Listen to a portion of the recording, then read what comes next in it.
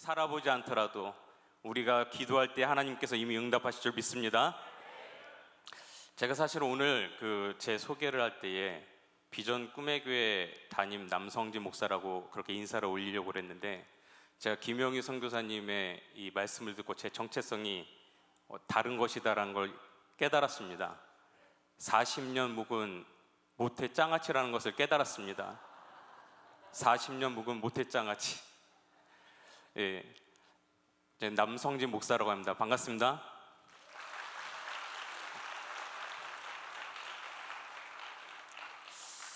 저는 남양주시 진접에 있는 비전 꿈의 교회를 맡고 있습니다. 오늘 이곳에서 여러분들과 함께 만나서 정말 반갑고 축복합니다. 오늘 이 밤에 여러분에게 기적이 나타날 것을 믿습니다. 제가 모태 장아찌긴 한데 그래도 하나님은 역전의 하나님이시거든요. 그래서 이 모태 장아찌에게도 하나님께서 성령의 불을 내려주시더라고요. 그래서 제 손에 오늘 성령의 검을 들고 이 자리에 섰습니다. 모든 우리의 지정의는 다 성령의 검으로 찔러 죽어서 하나님 앞에 납작 엎드려져서 주께서 역사하시는 놀라운 밤이 되기를 주님의 축원합니다. 저는 이 교회에서 기도할 때 저는 사실 오늘 6번째 방문입니다. 그래서 보통 새가족 양육이 4주에서 8주 가정인데 저는 사실 새가족이랑 다름이 없습니다. 제가 이렇게 찬양할 때 저는 여기에 단체 군무 찬양이 있는 줄 몰랐습니다. 어쩔 때는 박수를 치다가 어쩔 때는 위로 하다가 어쩔 때는 왼쪽 오른쪽 와이퍼처럼 움직이다가 이게 익숙하지 않아 가지고 우리 노청규 목사님은 오토매틱이에요. 저는 한 박자씩 넣는 거예요. 그래서 아무튼 저를 불쌍히 여겨주시길 바랍니다. 근데 저는 이 교회에 기적이 일어날 것을 왜 믿느냐, 제가 6번째 방문인데 제가 둘러봐도 제정신인 사람이 아무도 없어요. 모두가 미쳤어. 근데 예수에 미친 줄 믿습니다. 제가 이렇게 양옆을 뒤를 돌아보고 앞을 봐도 도대체 제정신인 사람이 아무도 없는 거예요. 새벽 4시에 여기 주성민 목사님은 칼잡이가 되셔가지고 칼로 다 썰어버리시고, 옆을 돌아봐도 다 제정신이, 심지어 제가 믿었던 이뉴진 목사님도 저렇게 성품 좋으신 분이 완전히 코마 상태에 빠지셔가지고. 그래서 제가 이렇게 둘러보는데 어떤 제 앞에 지난번에 여자 청년은요, 긴 생머리를 흔들리면서 헤드뱅잉을 하는데, 저는 30년 넘는 제 교회 생활 중에 정말 교회에서 헤드뱅잉하는 그런 청년은 처음 봤습니다. 근데요, 사람 안에는 두 가지의 존재를 가질 수 있습니다. 영혼의 존재이기 때문에 반드시 두 가지 중에 하나가 존재합니다. 하나의 존재는 사탄에게 사로잡히든지 아니면은 예수에게 사로잡히든지. 맞습니까? 이왕에 사로잡히려면 예수에게 사로잡히시길 주님으로 축원합니다. 그래서 예수의 미친 자가 되어야 될 줄 믿습니다. 이게 말이요, 사람의 영혼 안에 호텔 체크인 아웃 하는 것처럼 귀신들이 들락날락 하면 되겠습니까? 우리는 예수의 미친 자가 되어야 될 줄 믿습니다. 그래서 저는 뒤에 돌아보니까 다 이게 제정신인 사람이 없는 거예요. 새벽 4시에. 여러분, 나이트클럽에도 새벽 4시면 다 퇴근 준비합니다. 술에 쩔어서 실신하는 사람들도 있습니다. 근데 새벽 4시간인데 다 멀쩡해. 눈이 더 초롱초롱하고 더 정상적이고 더 강력하고. 예수의 미친 자들은 세상을 이길 줄 믿습니다. 아멘. 우리의 기도가 오늘 저 천장을 뚫어버릴 줄 믿습니다. 저는요, 오늘 여러분에게 정말 하나님께 미친 자 한 사람을 소개하고 싶은데요, 창세기 32장에 보면 야곱이라는 사람이 등장합니다. 이 야곱이요, 이 야곱의 인생의 가장 클라이막스가 어디냐? 창세기 32장입니다 26절부터 한번 잠깐 보겠습니다. 같이 읽어보겠습니다. 시작. 그가 이르되 날이 세려하니 나로 가게 하라. 야곱이 이르되 당신이 내게 축복하지 아니하면 가게 하지 아니하겠나이다. 그 사람이 그에게 이르되 내 이름이 무엇이냐? 그가 이르되 야곱이니이다. 그가 이르되 내 이름을 다시는 야곱이라 부를 것이 아니요 이스라엘이라 부를 것이니 이는 너가 하나님과 및 사람들과 겨루어 이겼음이니라. 아멘. 따라하겠습니다. 겨루어 이겼다. 승리했다. 아멘. 야곱이요, 여러분들 잘 아시겠지만 이미 일찍이 축복권을 사기쳐가지고 많은 거부를 재산을 얻게 되었습니다. 금이 안양에서 고향으로 돌아가려고 하는데 아킬레스건 하나가 있는 거예요. 형 에서가 그 소식을 듣고는 평생에 칼을 갈았던 UDT 400명을 끌고 이 야곱의 목을 따러 오는 거예요. 그때 야곱이 약복강에서 인생 일대 가장 큰 위기를 맞이합니다. 그때에 야곱도요, 너무 약은 사람인지라 할 수 있는 건 다 해봅니다. 자신의 장깨도 다 동원해서 해볼 건 다 해봅니다. 여러분들도 이 철야 새벽 이 시간에 오신 분들은 세상에서 다 해볼 건 해봤지만 우리에게 소망이 없고 오직 예수만이 소망이시니까 이 자리에 온 것 아니겠어요? 맞습니까? 그래서 우리의 인생의 밑바닥인 정말 예수밖에 없는 사람이 이 자리에 있는 줄 믿습니다. 야곱이 해볼 거 다 해보고 그 나중에 자신이 해볼 거 다 해보고 나중에서야 깨달은 거야. 내 능력으로는 살 수 없겠구나.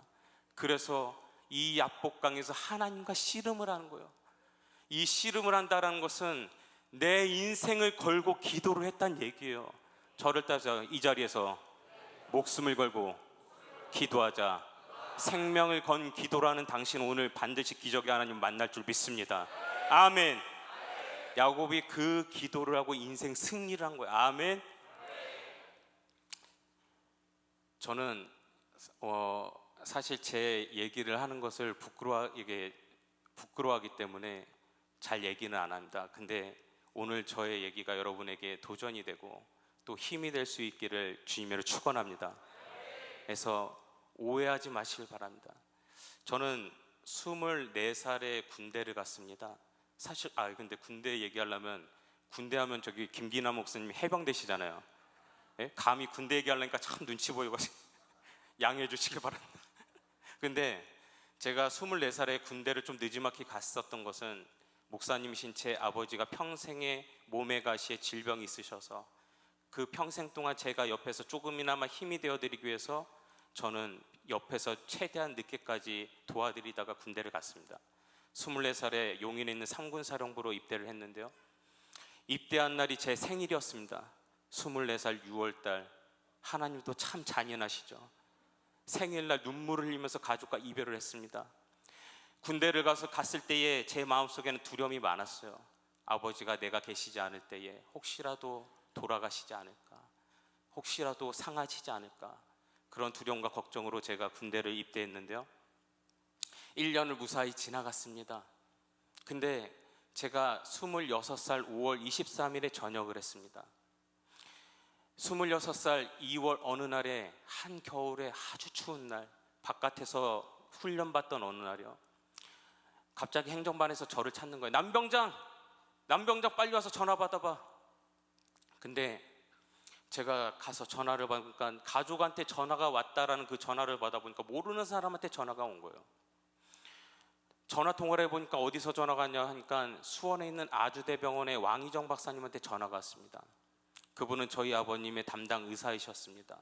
간이식의 권위자이고 지금도 마찬가지입니다. 근데 담당 의사가 당사자도 아닌 가족 아들에게 전화한다는 게 참 이상하잖아요. 제가 통화를 하는데 그분이 한참을 뜸을 들이는 거예요.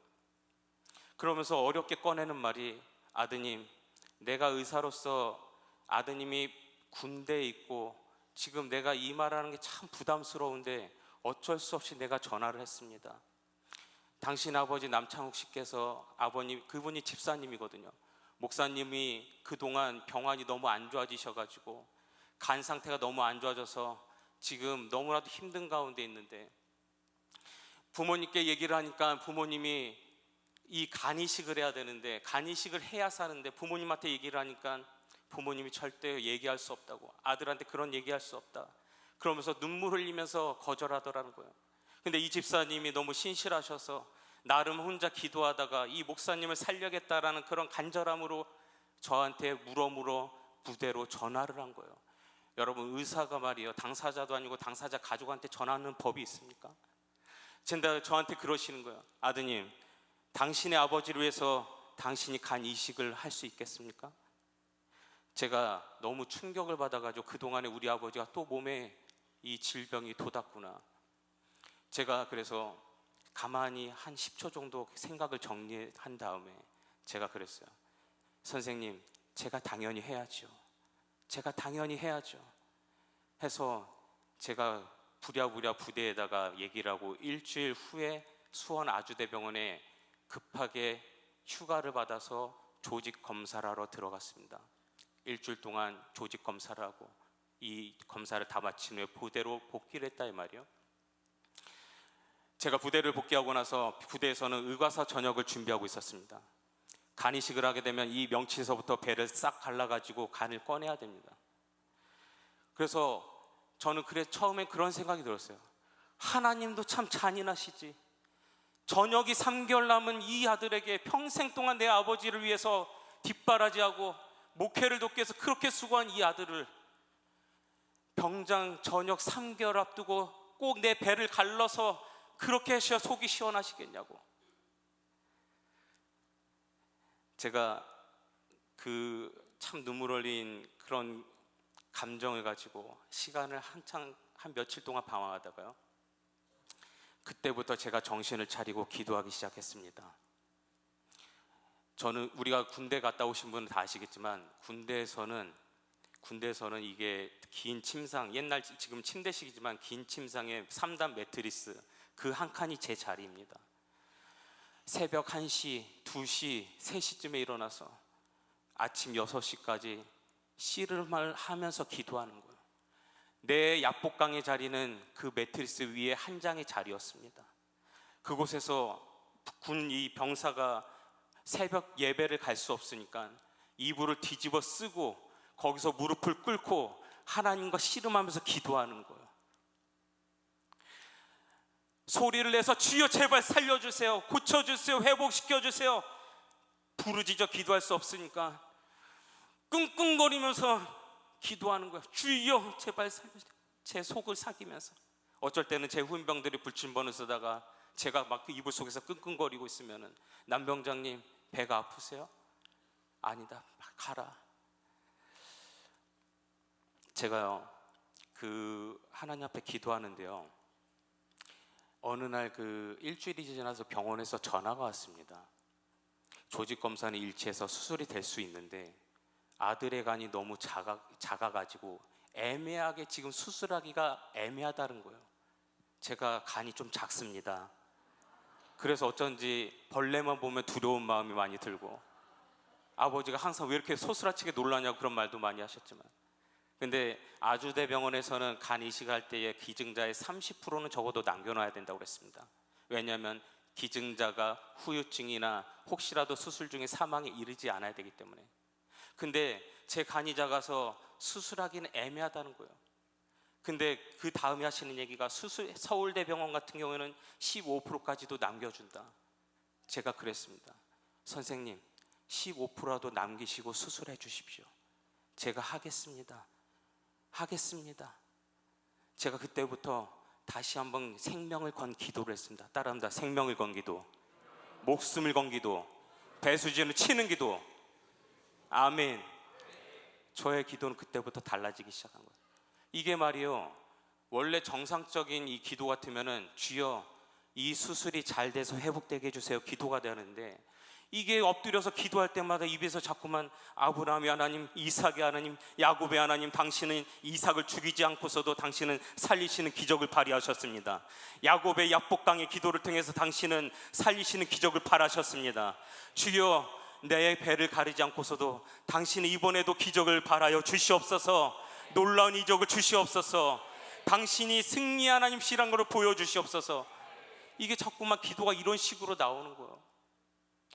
밤마다 그런 기도를 하는데 일주일이 지나고 2주일이 지나고 이게 3주일이 지나도록 병원에서 연락이 없는 거예요. 병원에서 수술 날짜를 잡아주고 알려줘야 되는데 연락이 없어요. 그래서 부대에서 무슨 일이 있었냐면 남병장이 거짓말했다고 지금 소문이 막 파닥에 난 거예요. 저거 의과사 전역하려고 뻥쳤다. 그래서 제가 하도 답답해가지고 병원에다 전화를 했습니다. 간이식 담당자가 봤더니, 아니 남창욱 씨 아들입니다. 수술 날짜가 잡혔습니까? 제가 전화를 드리는데 좀 늦었는데 깜빡했습니다. 그러면서 하시는 얘기가, 박수 세게 칠 준비하세요. 아버지가 그 사이에 간이 너무 쌩쌩해져 가지고 수술하지 않고 그냥 이 질병을 마무리하기로 했습니다. 아멘. 할렐루야. 그래서 저는 제 개인적인 체험이지만 저는 26살에 제 인생 처음으로 목숨을 건 기도를 했습니다. 여러분, 저는요 그래요. 우리 성도님들한테 여기 계시는 분들 중에서도 마찬가지겠지만 우리의 인생에서 가장 어려운 난제가 뭐냐? 내 가족의 구원이 안 되는 일이 제일 어렵습니다. 있으시죠? 내 부모님이 아직도 예수를 믿지 않고, 내 자녀들이 예수를 아직 믿지 않고, 여러 가지 일들이 있지만 아직도 이런 일이 있어서 난간에 부딪히는 성도들이 너무 많습니다. 저는 그렇게 얘기합니다. 목숨을 걸고 기도를 해라. 배수진을 치고 기도를 해라. 당신이 목숨을 걸고 기도하는 순간 하나님께서는 역사하신다. 아멘. 그래서 저는 오늘 밤 이렇게 여러분에게 요구하고 싶어요. 여러분에게 도전하고 싶어요. 이 밤에 여러분의 가장 인생의 난제를 위해서 목숨을 걸고 기도하십시오. 하나님은 역사하실 겁니다. 아멘. 그래서 저는요 오늘 다른 거 없습니다. 이 밤에 우리의 생명을 걸고 하는 기도에 하나님은 응답하십니다. 저는 그래요. 기도에 하나님께서 가장 즉각적으로 응답하실 수 있는 그 기도가 무엇인가? 성령님은 바로 움직이실 겁니다. 아멘. 할렐루야. 살아계신 하나님을 찬양합니다. 우리 반항하는 찬양, 우리 찬양하고 우리 세게 한번 기도합시다. 방황하는 나에게, 방황하는 나에게 주님 오셔서 못 박힌 손 내밀며 오라 하시네. 주님을 맞이하는 나의 마음의 성령의 단비가 내려옵니. 너의 맘이